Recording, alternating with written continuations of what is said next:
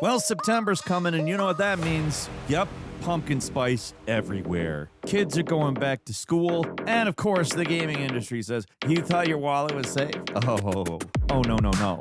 We got a whole bunch of stuff coming up in the month of September. Hi, folks, it's Falcon, and today on gameranx, the top 10 new games we'll be talking about in September 2025. Starting off with number 10, it is Metal Eden. Raycon Games, the mad scientist behind Ruiner, they've got a sequel that is just full-ass dystopian craziness, Metal Eden. Subtlety is overrated in this game, but they're dropping you in a big old orbital city called Mobius. It was once humanity's shining beacon. It is now a glittering death trap. You are a hyper-unit android. You're tasked with rescuing human consciousness, or cores, I guess. I don't really know. I guess humanity is stored in limited edition data backups now. It's basically Doom 2016 meets Ghost Runner, sprinkled with parkour that's got a little bit of that Mirror's Edge flavor, albeit you have the ability to get much more violent. You dash, you grapple, you wall run, you transform into an armored ramball. Little nod to Metroid there. This was originally going to come out back in May, but it got delayed to September 2nd, and we'll be playing Metal Eden when it lands on PS5, Xbox Series, and PC that day. At number 9 is Sonic Racing CrossWorlds. As you know, the Sonic Kart Racing franchise kind of gets overlooked when we're talking about like Mario Kart and stuff, but it's always really been a joy whenever a new Sonic Kart racer comes out. This one is more of a multiverse-oriented version of it. Sonic hasn't gone full open world with his racing yet, but you have one of 15 CrossWorlds, which you jump through travel rings mid-race, which changes up each lap as they come. There's 24 tracks. There's a roster that's apparently going to have more than 50 characters eventually. I don't know if it starts with that or what, but it's a 12-player multiplayer mode that you've got. There's also local split screen, which is great. And Sega is bringing us characters from various different franchises beyond just Sonic. So you got Joker from Persona 5, Kasuga from Yakuza, Steve from Minecraft, Hatsune Miku, Pac-Man, SpongeBob, Avatar. I mean, it looks absolutely enjoyable. Sonic Racing CrossWorlds is coming to the PlayStations, the Xboxes, Switch, and PC September 25th. Hey, statistically speaking, you're watching this and you're not subscribed, which is absolutely crazy. If you like watching gameranx videos, the best way to see them every single day is to subscribe and enable notifications. So please do that. It helps us out. In addition to makes it easier to sift through our everlasting barrage of content. Thanks to everybody who has subscribed. Let's continue.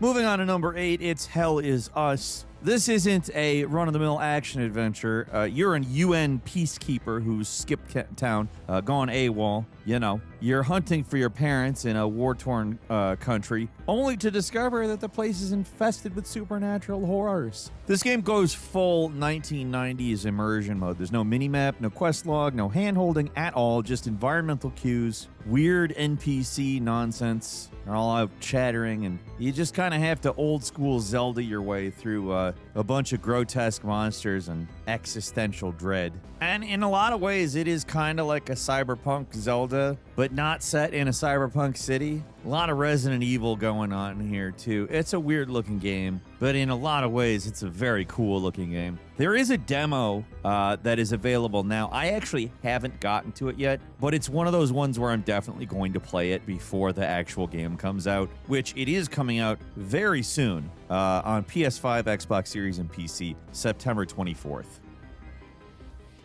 And number 7, it's NBA 2K26. Yeah, the annual ritual of pouring hundreds of virtual VC into dubious microtransactions returns.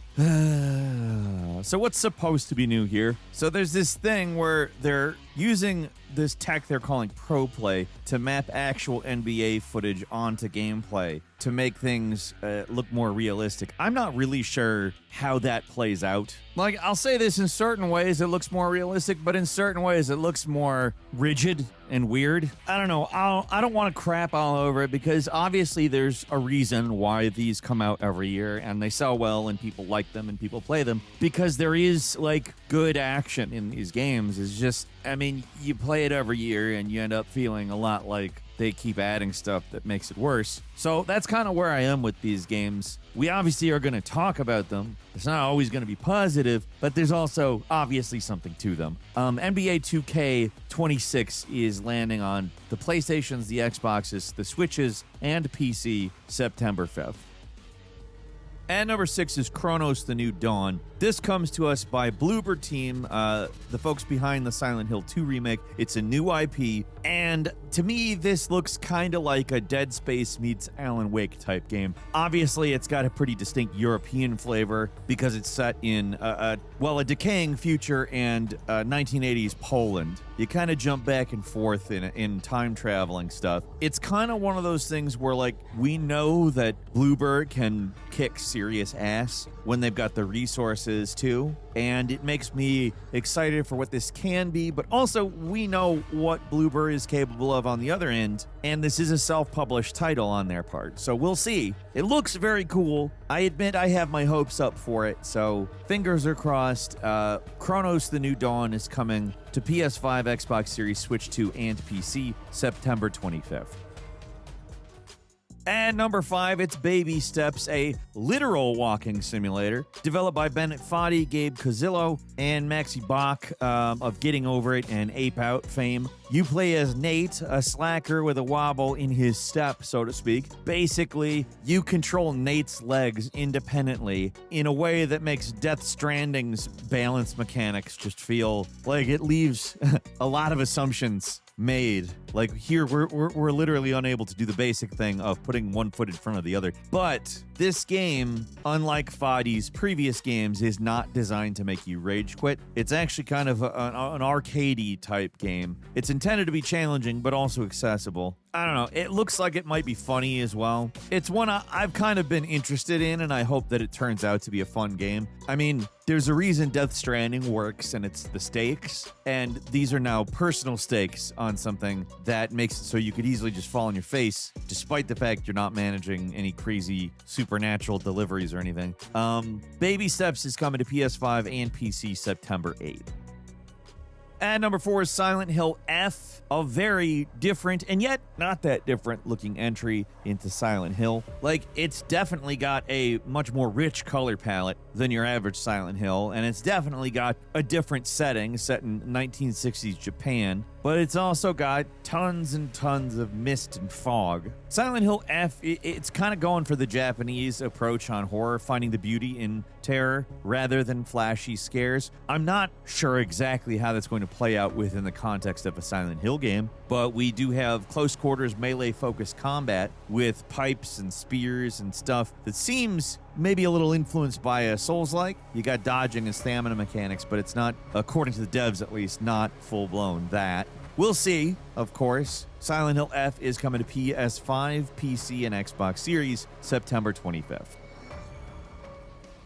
And number 3 is Borderlands 4, easily the most ambitious Borderlands yet. They're going for seamless loading, screen-free zones with lots of traversal tools with grappling hooks, glidings, double jumping, etc. And it's set on a brand new planet called Kairos, where you're fighting against a dictator called the so-called Timekeeper and his synthetic army. I mean, it's going to be Borderlands. That's the one thing that I think is kind of important to understand here. That stuff doesn't necessarily sound like Borderlands. It's going to be Borderlands. When you boot this up and you look at it, it looks like Borderlands. There is humor. Hopefully the humor ends up being, as they have said, better than the third entry of the series. I mean, honestly, the Telltale Borderlands is still probably the best in terms of storytelling and not being annoying. If they can approach that area in terms of tone and content and give us the kind of gameplay it looks like they're going to give us here, this could be a very good, maybe even the best Borderlands. And it seems like that's what they're going for. So my fingers, again,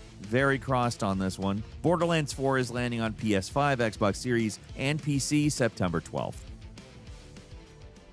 At number 2, it's Dying Light: The Beast. If you recall, this game was supposed to come out 4 weeks earlier. They gave it a little bit of a delay for some extra polish. You are now back in the original protagonist of Dying Light, Kyle Crane's shoes. He has been experimented on, and he has been infused with zombie stuff so that there is now a werehog mechanic. I, of course, referred to it as that because I think that referring to Sonic Unleashed is very funny to do when talking about Dying Light the Beast. But this is a very rural-looking game, a little different from the urban jungles we have seen in the past. Kind of a Twin Peaksy looking vibe in a weird way. The parkour does remain essential, though, which is, I mean, it's kind of a given. It's one of the things that makes Dying Light. But it looks like it brings a lot of brutality to the equation that wasn't necessarily there before. It looks good to me. Like, you got the environmental chaos, you got the visceral melee, you got stealth. Looks like they're trying to go hard with the night stuff. I like that.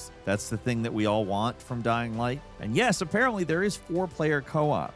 It looks great. Honestly, I think we're in for a good one here. Dying Light the Beast is coming to the PlayStation, the Xboxes, and PC September 19th.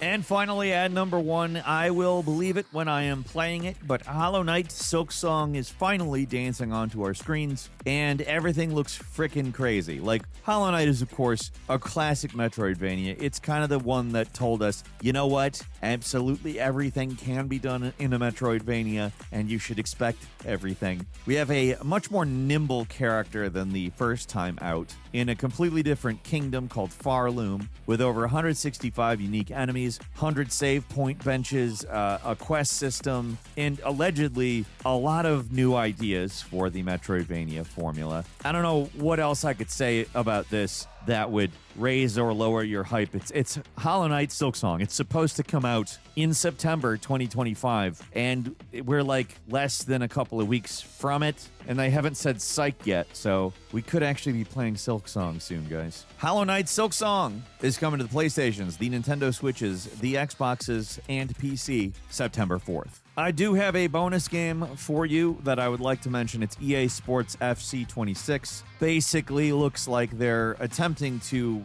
make this a more precision game, making it feel a little crisper, a little more serious, I guess. There's also a facelift for Ultimate Team if that's your thing. EA Sports FC 26 is coming to the PlayStations, the Xboxes, the Switches, and PC September 26th. Next is Indiana Jones and the Great Circle has DLC coming out called Order of the Giants. This one's a super interesting one. It drops Indy into Rome's shadowy catacombs, as well as the Colosseum ruins and the sewer system. Crazy Roman stuff, you know? There's cultists, there's lore about giants, etc. Some crazy crap. And that's landing on PC, PS5, and Xbox Series on September 4th. Next is Hirogami. Origami meets platforming, basically. It is, I mean, exactly what it sounds like, a 3D platformer inspired by traditional Japanese paper folding. There's a shapeshift mechanic. You have to, use different things to get past different stuff. Honestly, it looks like a fun platformer. It's got a different look to it. Definitely a satisfying look. Could be one of those things with really great sound effects, too. In fact, that's what it better be. Hirogami's coming to PC and PS5 on September 3rd. Next is NBA Bounce, which is a family-friendly NBA goofy, weird-looking game. You got all 30 official NBA mascots. You got custom avatars. And hey, if you like playing basketball games and you like playing them with your kids, or if you are a kid, looks like it could be fun.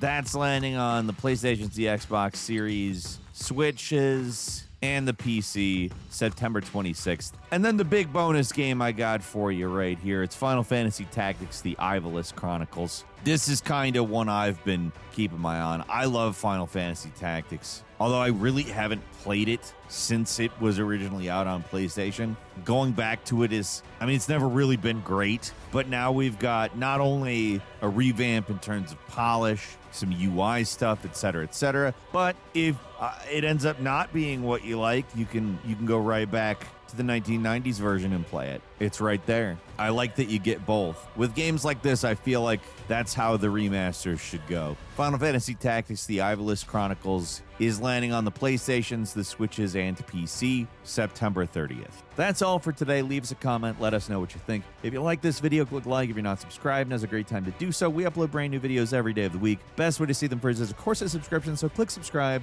Don't forget to enable notifications, and as always, we thank you very much for watching this video. I'm Falcon. You can follow me on Twitter at Falcon the Hero. We'll see you next time right here on gameranx.